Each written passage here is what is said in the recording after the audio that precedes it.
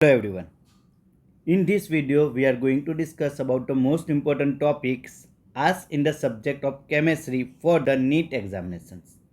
Myself Dr. Nirav Singhal from Career Academy and DO School of Science and Commerce going to share some of the most important and valuable topics, chapter wise topics which is repeatedly asked in the NEET examinations और आपके NEET examination के 48 hours और 72 hours के पहले आपको कौन कौन से topic related questions must chemistry के अंदर देख के जाने हैं, उसके फॉर्मूलास याद रखने हैं और उसको अच्छे से प्रैक्टिस कर लेने हैं। तो ये आपको लास्ट 72 आवर्स में क्या क्या पढ़ना चाहिए, कैसे पढ़ना चाहिए, उसके लिए बहुत हेल्पफुल होगा। तो और रेगुलरली अगर कोई रेगुलर स्टूडेंट है उसको भी थ्रू आउट द ईयर इस टॉपिक की प्रैक्टिस करनी चाहिए। तो सबसे पहले फ्रॉम क्लास 11, अगर हम क्लास 11 का चैप्टर 1 कंसिडर करें बेसिक कॉन्सेप्ट इन केमिस्ट्री, तो वहाँ से दो टॉपिक है, मोल कॉन्सेप्ट और मोलर मास के बेस पे क्वेश्चन रेपिटेडली पूछे जाते हैं। एंड सेकेंड जो क्वेश्चन रेपिटेडली पूछे जाता है that is question based on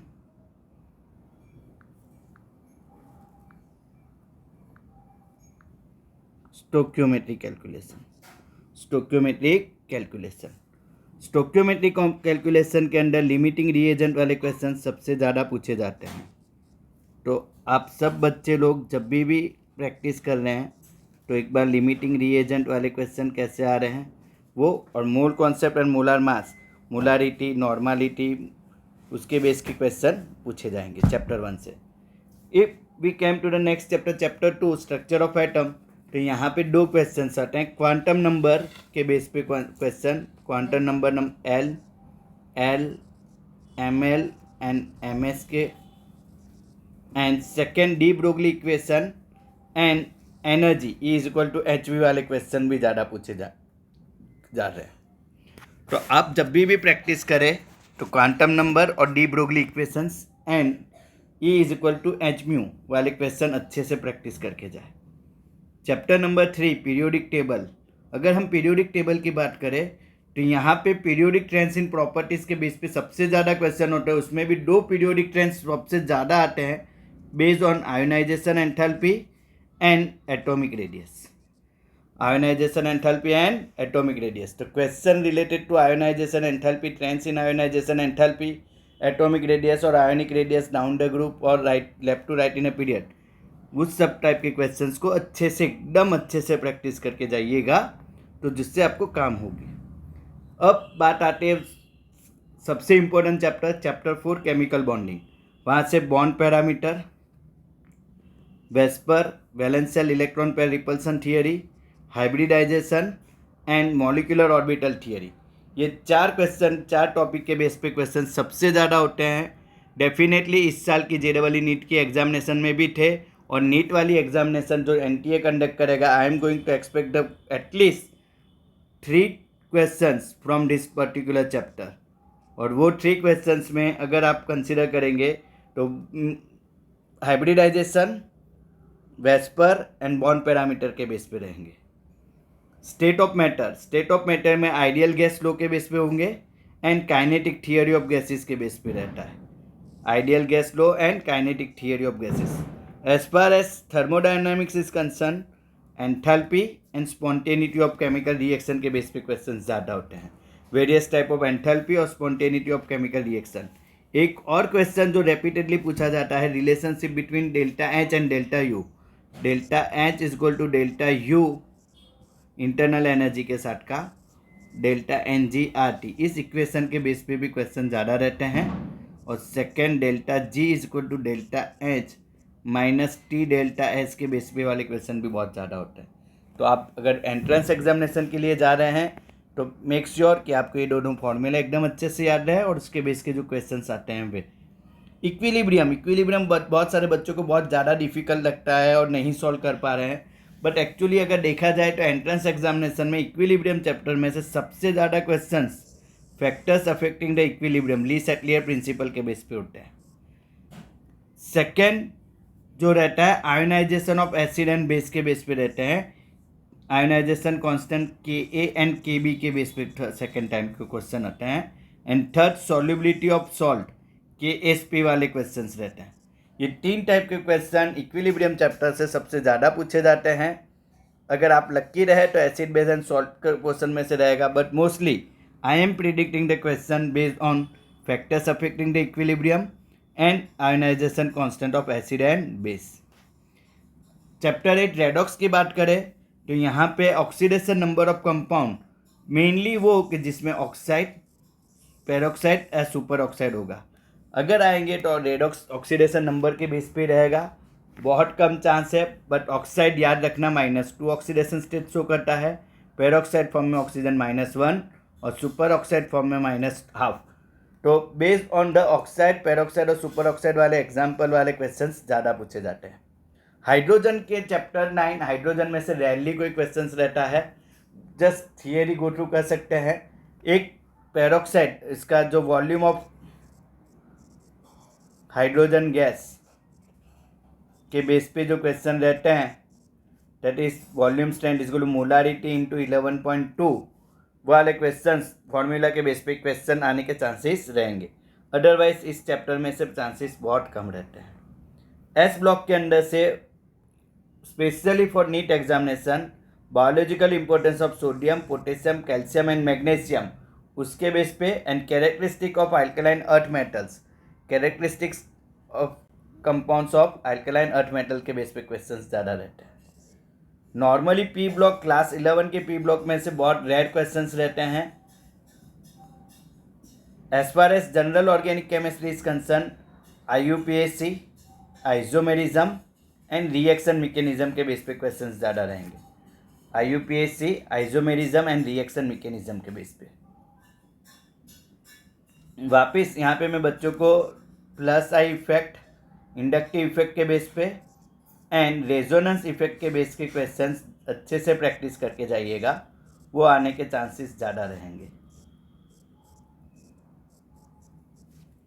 now as far as hydrocarbon is concern, chemical reactions of alkane, alkene, alkyne and arene, mostly chemical reactions ज़्यादा पूछी जा रही है इस चैप्टर में से, clear as compare to any other.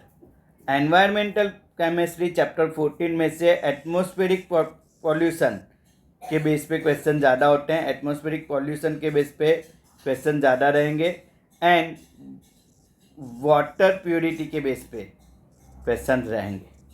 तो एक बार प्लीज़ स्टैंडर्ड BIS स्टैंडर्ड दिया है वाटर में कौन से अमाउंट कितना होना चाहिए, और अगर डेफिशिएंसी वाटर में कोई कंटेंट ज़्यादा है या कम है तो कौन से डिसऑर्डर हो सकते हैं, क्या हो सकता है, वो एक बार गो थ्रू कीजिएगा specially for the NEET examinations. अब बात करते हैं क्लास 12 की। क्लास 12 में से चैप्टर 1 सॉलिड स्टेट में से formula of the compound AB, AB2, AB3 या A3B2, इस टाइप के क्वेश्चन जो रहते हैं क्लोज पैक स्ट्रक्चर के बेस पे, वो ज़्यादा पूछे गए हैं। सेकंड पैकिंग एफिशिएंसी के बेस पे रहते हैं, और third imperfection in solid. Mostly packing efficiency या फॉर्मूला ऑफ कंपाउंड के बेस पे क्वेश्चन इस बार की नीट में आने के चांसेस ज़्यादा रहेंगे।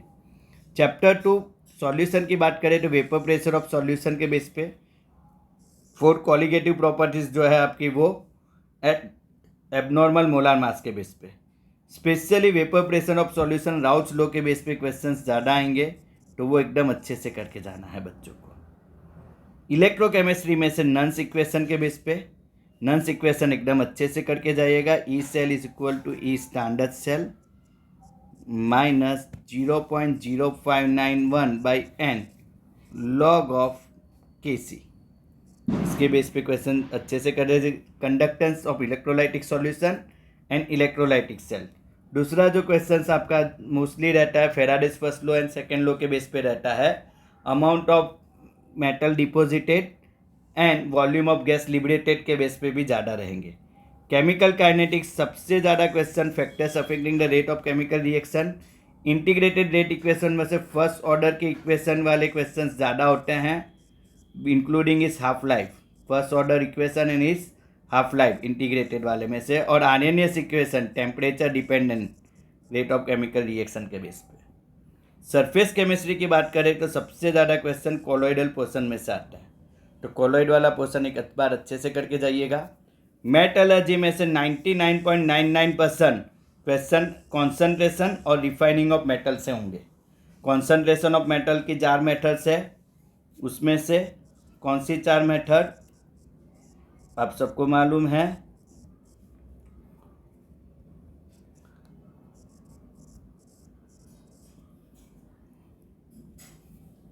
Hydraulic washing,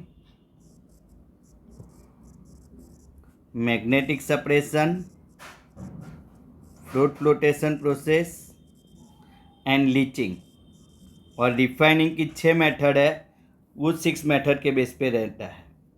P block element से मोस्टली क्वेश्चन ऑक्सो एसिड्स में से रहते हैं, and second reactivity of group 15, 16 and 17 element में से, ऑक्सो एसिड्स में से या तो reactivity of group 15, 16 and 17 element से। चैप्टर 8 डीएनए ब्लॉक में से general properties of transition metals and lanthanoids and actinoids के बेस पे क्वेश्चन रहता है।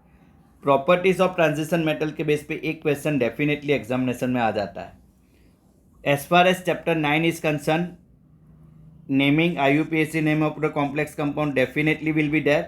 Apart from that isomerism, bonding in coordination compound based on valence bond theory and CFST crystal field splitting theory, यानी hybridization and shape, bonding in coordination compound यानी hybridization and shape of complex compound, उसके base पे questions बहुत ज़्यादा रहते हैं।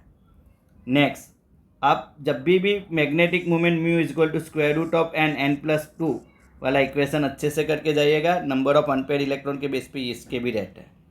Hello alkane की बात करें तो maximum number of question SN1 and SN2 mechanism के बेस पे और उसकी रिएक्टिविटी के बेस पे रहते हैं।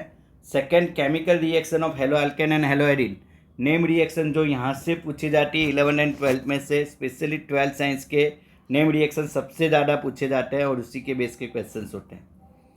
Chapter 11 alcohol, phenol and ether में again reaction of alcohol and phenols and ethers. जैसे कि हम फिनॉल की रिएक्शन की बात करेंगे तो सबसे ज़्यादा इस चैप्टर में से ल्यूकास टेस्ट के बेस पे क्वेश्चन होंगे, विलियमसन ईथर सिंथेसिस, फिर कॉल्बेस रिएक्शन, फिर आपका जो आएगा राइमर टाइमर रिएक्शन, फिर इसके बाद का मोस्ट इम्पोर्टेंट क्वेश्चन जो इस चैप्टर में से रहते हैं that is reaction of HX with ether ROR dash के साथ के उसके बेस पे। Aldehyde, ketone and carboxylic acid की बात करें तो सबसे ज़्यादा question chemical test to distinguish between the compound, aldehyde और कीटोन एक दूसरे से कैसे डिफर है, प्राइमरी एल्डिहाइड कीटोन ग्रुप जो है वो कौन सा आयोडोफॉर्म देगा या नहीं देगा, एल्डोल कंडेंसेशन और कैनिजारो रिएक्शन के बेस पे, Hell Volhard Zelinsky reaction and acidic nature of carboxylic acids. This are the 5 most important topic. इस चैप्टर में से भी you can expect 2 to 3 question at least in entrance examinations. Amines, chemical reactions of amine with specific reference, carbylamine टेस्ट given only by the primary amine, Heisenberg test to distinguish and isolation of primary, secondary and tertiary amine, Hofmann bromamide degradation reaction and diazonium salt वाली reactions। Amines में से basic nature of amines के base पे से भी बहुत सारे question होंगे, बेसिक नेचर ऑफ एमाइन वाले क्वेश्चंस रहेंगे ही रहेंगे। Either acidic nature of carboxylic acid और basic nature of amine definitely will be there. Biomolecules की बात करेंगे तो कार्बोहाइड्रेट एंड न्यूक्लिक एसिड वाले पोर्शन से क्वेश्चन सबसे ज़्यादा रहते हैं। पॉलीमर चैप्टर में से type of polymers and monomer present in that particular polymer उसके टाइप पे होंगे। And chemistry in everyday life, if NEET is there then therapeutic action of drugs, which drugs responsible for which action, how it is responded that, उसकी category, उसके base पे question definitely होगा। Therapeutic action of drug के base पे एक question होगा और होगा ही। So this is the some of the most important question which you have to prepare perfectly for your NEET examination and try to score as many as you can in the subject of chemistry. My all the best wishes with you guys. Enjoy the exam. Good luck for the examination.